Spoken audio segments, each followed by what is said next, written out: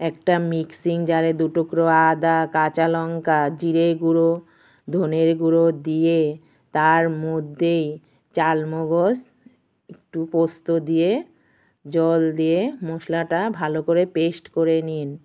তারপরে কড়াইয়ে তেল গরম হলে কাতলা মাছে হলুদ মাখিয়ে একে একে ভেজে নিয়েছি। ওদিকে একটা পাত্রে মাছের স্বাদের জন্য পেঁয়াজ বাটা দিয়ে নিলাম।